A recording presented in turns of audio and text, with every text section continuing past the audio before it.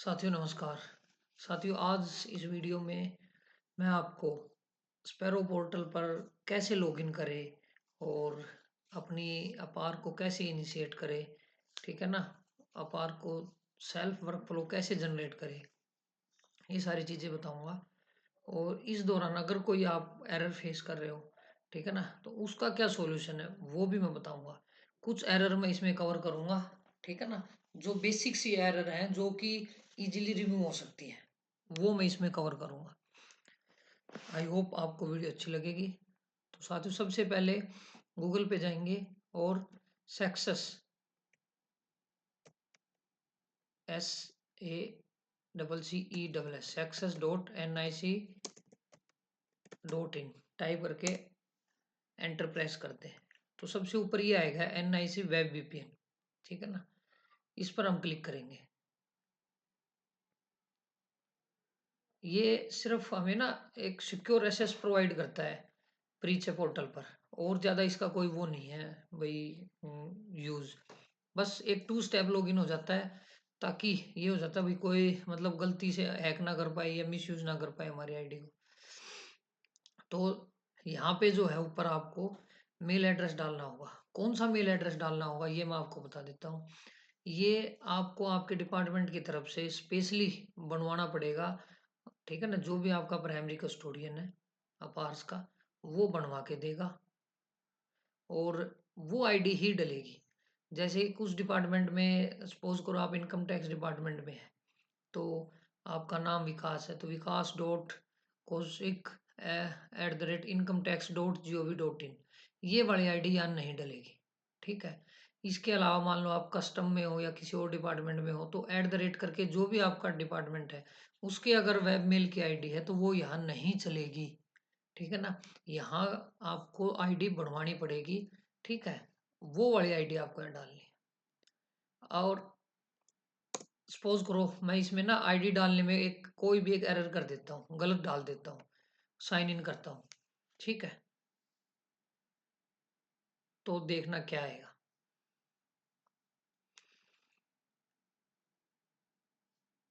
जब मैंने sign in पे क्लिक किया, ठीक है ना, क्योंकि मैंने यूजर जो मेरी आईडी थी वो मैंने गलत डाली है, ठीक है। तो क्या मैं लॉगिन कर पाऊंगा, वो देख लेते हैं। तो ऑब्वियस सी बात है लॉगिन तो मैं नहीं कर पाऊंगा, लेकिन क्या एरर आएगी ये देखें आप, ठीक है ना। ये एरर आएगी ऑथेंटिकेशन फेल्ड, मींस अगर आपके पास ऑथेंटिकेशन फेल्ड की एरर आ रही है, ठीक है, इट मींस आपने आईडी क्या है अपनी गलत डाल दी है। एक तो ये कारण हो सकता है। दूसरा, तो दोबारा लॉगिन शो लॉगिन पे क्लिक करें और जो आपके क्रेडेंशियल्स है सही डालें, ठीक है, और पासवर्ड भी बिल्कुल सही डालें। लेकिन दोनों चीजें सही डालने के बाद भी अगर ऑथेंटिकेशन फेल्ड की एरर आ रही है, ठीक है ना, इट मींस आपकी जो आईडी है वो सक्सेस पोर्टल के साथ अभी लिंक नहीं हुई है, ठीक है ना।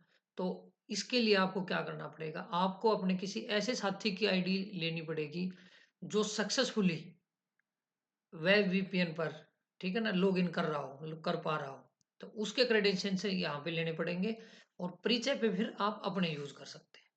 आई होप आपको ये बात क्लियर हो गई होगी। अब मैं आईडी और पासवर्ड बिल्कुल सही डाल रहा हूँ, ठीक है। और डालने के बाद सबसे ऊपर ऑप्शन आता है send OTP to mobile number, जो भी रजिस्टर्ड मोबाइल नंबर है उस पर ओटीपी जाएगा। तो फिर सेंड ओटीपी पे क्लिक करें, ठीक है। और जब आप क्लिक करेंगे तो आपके मोबाइल नंबर पर ओटीपी जाएगा और वो फिर यहाँ पे डाल दें। इसके अलावा दूसरा जो तरीका है वो क्या है, वो मोबाइल टोकन का है, ठीक है।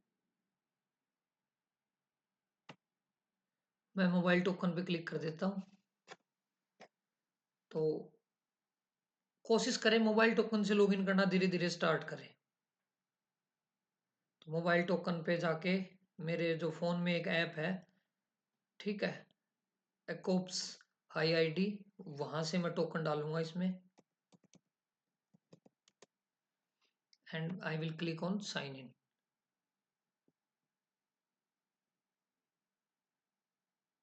ये देखिए मेरा ना सक्सेसफुली साइन इन हो गया है। इसके बाद मैं स्पैरो इनकम टैक्स पे क्लिक करूंगा। फिर से बता देता हूँ, जो बीच में ये आया हुआ है ना स्पैरो इनकम टैक्स, इस पे आपको क्लिक करना है। जब आप इस पे क्लिक करेंगे आप जाएंगे सीधा परिचय पे।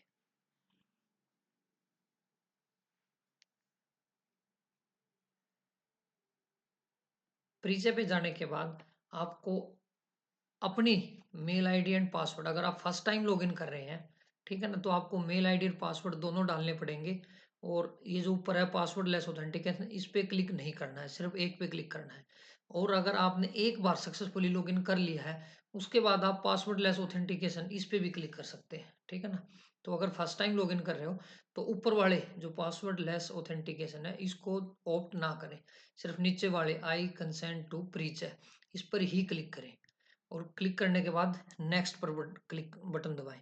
जब आप नेक्स्ट को दबाएंगे तो अगर user not authorize to access, ये वाली एरर आएगी आपके पास। मैं वर्बली बता रहा हूँ, मेरे पास अभी ना स्क्रीन नहीं है वो वाली, ठीक है। अगर ये वाली एरर आ रही है तो इट मीन्स आपका प्रीचय का जो अकाउंट आईडी तो बन गई है लेकिन वो प्रीचय पोर्टल के साथ लिंक नहीं हुई है, ठीक है। लिंक नहीं हुई है तो या तो वेट कर ले, अगर आपकी आईडी नई नहीं बनी है तो। और अगर आईडी बने काफ़ी टाइम हो चुका है, देन आप अपना जो प्राइमरी कस्टोडियन है उससे संपर्क करें। वो एचआरडी के थ्रू या जो भी आपकी हायर अथॉरिटी है उसके थ्रू संपर्क करके एनआईसी में आपकी जो भी ये मेल एड्रेस आपका बना है उसको प्रीचर पोर्टल से लिंक करा देंगे। तो अगर आप फर्स्ट वाले स्टेप में एनआईसी वेब वीपीएन पे किसी और का अकाउंट यूज किया आपने, तो प्रीचय पे लॉगिन करते हुए सिर्फ अपना अपना यूज करें, ठीक है। अगर आप मोबाइल ओटीपी से लॉगिन कर रहे हैं तो सिर्फ नेक्स्ट पर जैसे ही क्लिक करेंगे आपके रजिस्टर्ड मोबाइल नंबर पर एक ओटीपी जाएगा। और जब आप वो ओटीपी यहाँ पे डाल देंगे, डालने के बाद नेक्स्ट पर क्लिक करेंगे, आपका सक्सेसफुली लॉगिन हो जाएगा। अगर आपको मोबाइल नंबर अपडेट कराना है, आपका मोबाइल नंबर इसमें गलत है, तो उस डिस्क्रिप्शन बॉक्स में आपके लिए एक लिंक दे दिया है, वो वीडियो देख के आप चेंज कर सकते हैं। इसके अलावा अगर आप मोबाइल टोकन से लॉगिन करना चाहते हैं तो क्या होगा। अब मैं नेक्स्ट पर क्लिक करूँ।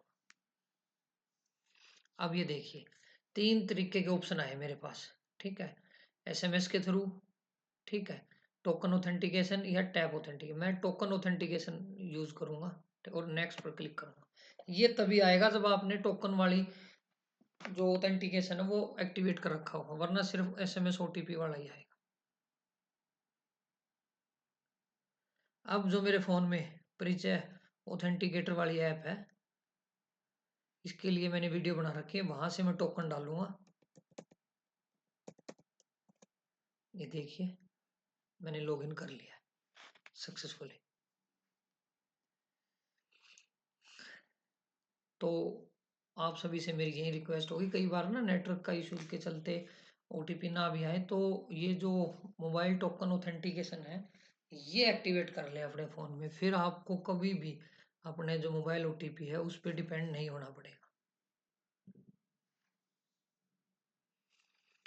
थोड़ा नेटवर्क स्लो है, देखो सर्वर स्लो होने की वजह से रिस्पॉन्ड नहीं कर पा रहा। कोई नहीं, एक बार फिर से डालेंगे मोबाइल टोकन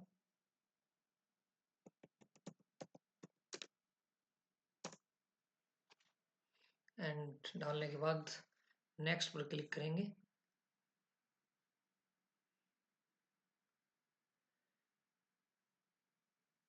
ये देखिए आपका लॉगिन जो है वो सक्सेसफुली हो गया है। लॉगिन होने के बाद ये वाली विंडो पॉपअप होके आएगी, ठीक है। राइट मोस्ट यहाँ आपका नाम आएगा, जो भी आपका नाम है, और लेफ्ट में ये कुछ ऑप्शंस आएंगे इधर, ठीक है। अब सबसे पहले आपको अपनी अपार कैसे इनिशिएट करनी है, आप जाएंगे यूजर असिस्टेंस में, ठीक है। क्रिएट सेल्फ वर्कफ्लो आपको क्लिक करना है, क्रिएट सेल्फ वर्कफ्लो पर। आपको असेसमेंट पीरियड सिलेक्ट करना पड़ेगा। असेसमेंट पीरियड अगर 25-26 की भर रहे हैं तो 25-26 की ही असेसमेंट पीरियड। इट का मतलब ये नहीं है कि जो फाइनेंशियल ईयर के बाद वाला असेसमेंट नहीं, रिपोर्टिंग पीरियड, असेसमेंट पीरियड का मतलब है रिपोर्टिंग, जिस पीरियड का आपको अपनी अपार असेस करवानी है। तो जैसे कि अभी 25-26 चला हुआ है, तो 1 अप्रैल 2025 से 31 मार्च 2026 तक की अपार आप यहाँ पे सिलेक्ट करेंगे।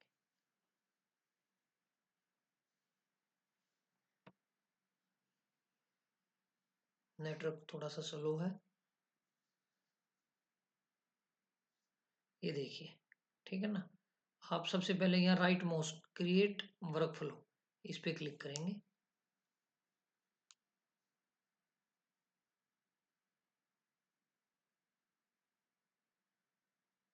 क्लिक करने के बाद ये वाली विंडो जो है ओपन होएगी।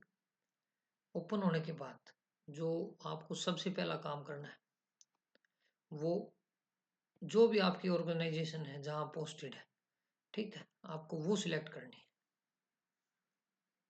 मैं इसमें आपको एक सिलेक्ट करके बताऊंगा।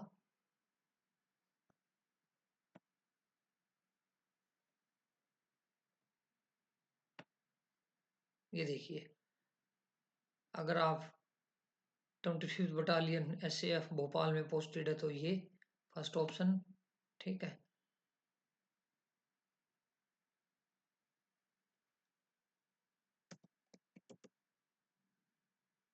और अगर आप SSC-NWR चंडीगढ़ में पोस्टेड है तो ये, नहीं तो जैसे कि मैंने NWR लिखा है, ठीक है, तो CBDT-IT-NWR चंडीगढ़ आ गया है, तो मैं इसको ऑप्ट करूंगा।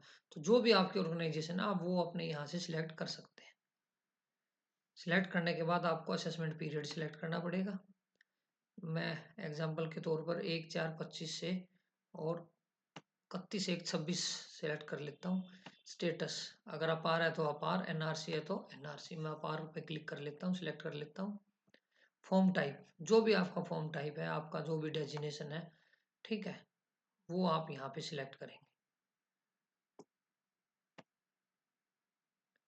इसके बाद एक्शन पे जब आप क्लिक करेंगे तो कंटिन्यू का ऑप्शन आएगा, आप कंटिन्यू पे क्लिक करेंगे। जब आप कंटिन्यू पे क्लिक करेंगे,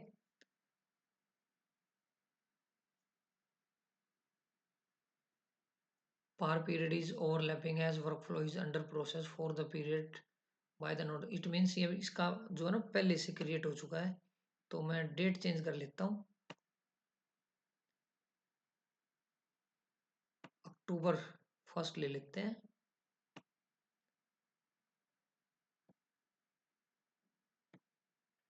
यहाँ पर यहाँ पे जो भी आपका फॉर्म टाइप है, अगर आप डेपुटेशन पे हैं, ED डेपुटेशन फॉर्म सिलेक्ट कर लेंगे, नहीं तो जो भी आपका वो है वो आप यहाँ सिलेक्ट करें। एक चीज का ध्यान रखें, जो साथी डेपुटेशन पे हैं और डेपुटेशन होने के साथ साथ अगर वो ग्रुप बी नॉन गजटेड और सी कैडर से हैं, तो यहाँ पर जो है ना, यहाँ पे ऑर्गेनाइजेशन पोस्टेड, यहाँ पर अगर अपना पेरेंट डिपार्टमेंट ही सिलेक्ट कर ले तो बेटर होगा। उससे क्या होएगा, आपकी जो अपार है ना, अपार वो लास्ट में आपके जो पेरेंट डिपार्टमेंट है, क्योंकि डेपुटेशन या लोन के बाद आपको वापस जाना है, तो अगर डेपुटेशन या लोन पे पोस्टेड है तो ऑर्गेनाइजेशन पोस्टेड में आप जो है वो अपना पेरेंट डिपार्टमेंट सिलेक्ट कर लें तो बेटर रहेगा। मैं फिर कह रहा हूँ, मैंने कहा है बेटर रहेगा, ठीक है। बाकी जो आपके प्राइमरी कस्टोडियन बोलते हो आपको वही करना है। मेरे हिसाब से ये इसलिए अच्छा है क्योंकि जब आप वापिस अपने डिपार्टमेंट में जाएंगे ना, पेरेंट डिपार्टमेंट में अपना टेन्योर पूरा करने के बाद, तो आपकी अपार उनको दिखेंगे वहाँ पे। उसके बाद रिपोर्टिंग अथॉरिटी, जो भी आपकी रिपोर्टिंग अथॉरिटी है आपको वो सिलेक्ट करनी पड़ेगी, ठीक है। अगर ड्रॉप डाउन डाउन मेन्यू में उनका नाम आ रहा है तो ठीक है, नहीं आ रहा है तो आप यहाँ लेंस वाले आइकन पे क्लिक करें।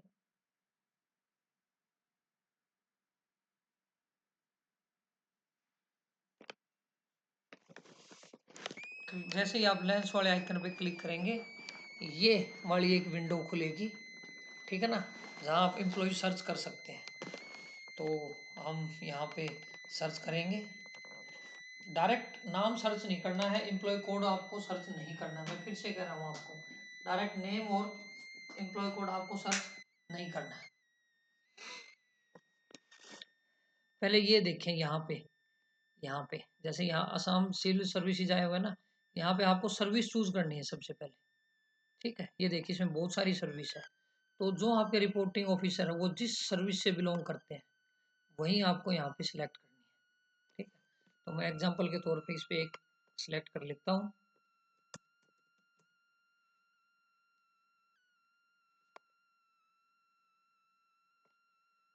ये देखिए, ठीक है, जैसे ही मैंने यहाँ सिलेक्ट कर लिया, अब मैं एम्प्लॉय नेम या एम्प्लॉय कोड यहाँ डाल सकता हूँ। ठीक है, और डालना चाहो तो डाल दो, नहीं तो डायरेक्ट सर्च पे क्लिक कर लें। अब जब आप डायरेक्ट सर्च पे क्लिक करेंगे तो जितने भी IRS कैडर के ऑफिसर्स हैं वो नीचे लिस्ट में आ जाएंगे। इसी प्रकार अगर आपका कोई दूसरा डिपार्टमेंट है, आपके रिपोर्टिंग ऑफिसर किसी दूसरे कैडर से बिलोंग करते हैं, तो आप उनको वहाँ पे सिलेक्ट कर सकते हैं।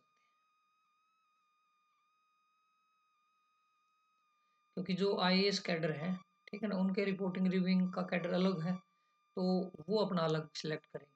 ठीक है ना, तो इस प्रकार आपको अपनी ये जो है सर्विसेज सिलेक्ट करनी है। जब आप सिलेक्ट करेंगे तो नीचे सभी ऑफिसर्स की लिस्ट बाय नेम, उनका कोड, ठीक है ना, और काफ़ी सारी और थोड़ी सी इन्फॉर्मेशन सब नीचे खुल के आएगी।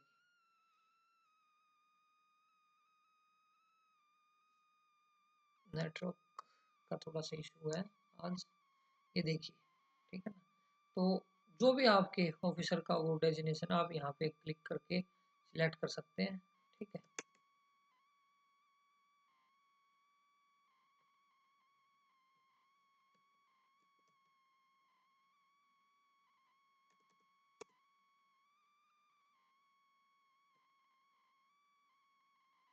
ठीक है, ऐसे ही रिव्यूइंग अथॉरिटी सिलेक्ट करेंगे आप। ठीक है ना, जब ये दोनों चीज़ें आप सिलेक्ट कर लेंगे, सिलेक्ट करने के बाद आप जो भी रेलेवेंट डॉक्यूमेंट आप वो यहाँ पे अपलोड करेंगे। जी हाँ, मैं फिर से कह रहा हूँ, रेलेवेंट डॉक्यूमेंट क्या होगा। सपोज करो आपने बेसिक इन्फॉर्मेशन जो सेक्शन 1 ऑफ अपार होता है वो DDO से साइन करवाया, तो यहाँ पे अपलोड करेंगे। आप छुट्टी पे थे किसी टाइम पीरियड, कुछ भी है वो आप यहाँ पे सिलेक्ट करेंगे। ठीक है ना, PDF बना के यहाँ पे अटैच कर देंगे। तो और भी कोई रेलेवेंट डॉक्यूमेंट है, जैसे कि जब आप बेसिक इंफॉर्मेशन जो सेक्शन 1 ऑफ अपार होता है उसके अंदर आप लिखते हो कि मैंने ये मेरे ये अवार्ड्स हैं, अचीवमेंट्स है, कुछ भी है, तो वो आप अगर एक बार यहाँ अटैच कर दोगे ना तो लाइफ टाइम आपके अपार के साथ अटैच रहेंगे। तो इस प्रकार की चीज़ें यहाँ आप अटैच कर सकते हैं। अगर यहाँ नहीं करना चाहते, अचीवमेंट्स वगैरह आप अलग से रखना चाहते हैं, तो वो आप जब आप सेल्फ अप्रेजल भरोगे तो वहाँ पे भी कोई आपको अवार्ड मिला हो, कोई सर्टिफिकेट मिला हो, कुछ स्पेशल किया हो, तो वहाँ भी कर सकते हैं। But basic information duly verified by DDO तो यहाँ ज़रूर अटैच कर ही दें। उसके बाद आप सेव पर क्लिक करेंगे। अब ये देखो एक कॉलम मांग रहा है ना, तो मैं कोई भी रैंडम सिलेक्ट कर लेता हूँ। अभी तो आपको मैंने सिलेक्ट करना सिखाई दिया। ठीक है ना, ये मैंने सेव कर दिया। मैं फिर कह रहा हूँ ये मैंने रैंडम सेलेक्ट किया बस आप लोगों को वैसे समझाने के लिए। आपको अपने रिपोर्टिंग रिव्यूइंग अथॉरिटी अपने अकॉर्डिंग चूज करनी है। जब आप सेव कर दोगे तो ये देखिए ऊपर लिखा आएगा work flow has been creating successfully. तो अभी यहाँ आपकी ड्यूटी कंप्लीट नहीं हुई।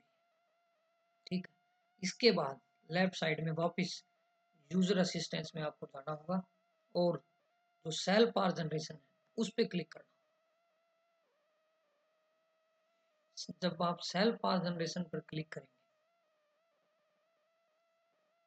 तो जो बेसिक इंफॉर्मेशन जो सेक्शन 1 ऑफ अपार जो मैं कह रहा था आपको एनक्लोज करना है, ठीक है ना, वो एक बार पूरा खुल के आएगा। यहाँ पे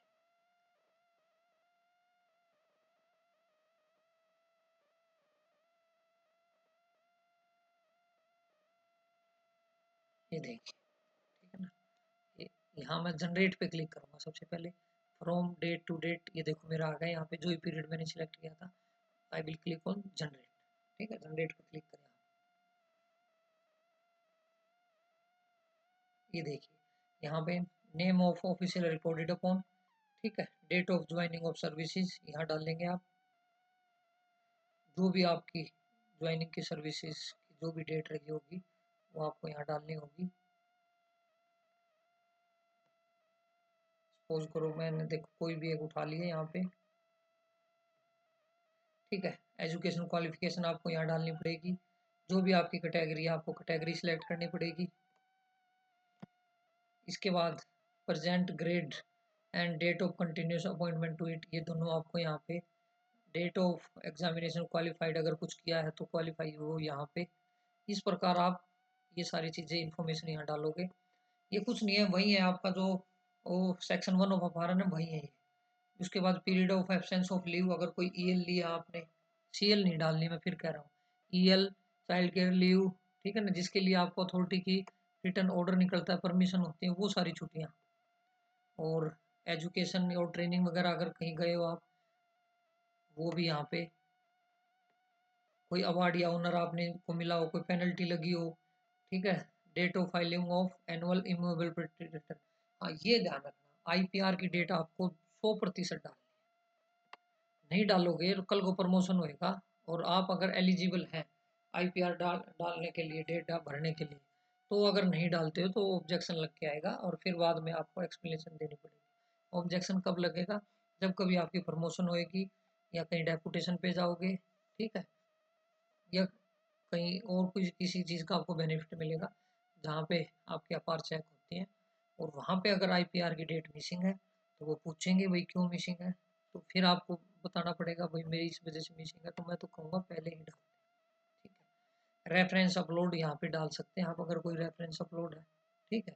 जैसा कि मैंने बताया, बेसिक इन्फॉर्मेशन वीडियो से वेरीफाई करवा के, और वो सारे फैक्ट्स जैसे कि रिपोर्टिंग अथॉरिटी, रिव्यूइंग अथॉरिटी का पीरियड क्या है, क्यों है, रेलेवेंट डॉक्यूमेंट आप अटैच कर सकते हैं। और करने के बाद आप जनरेट पे क्लिक करें।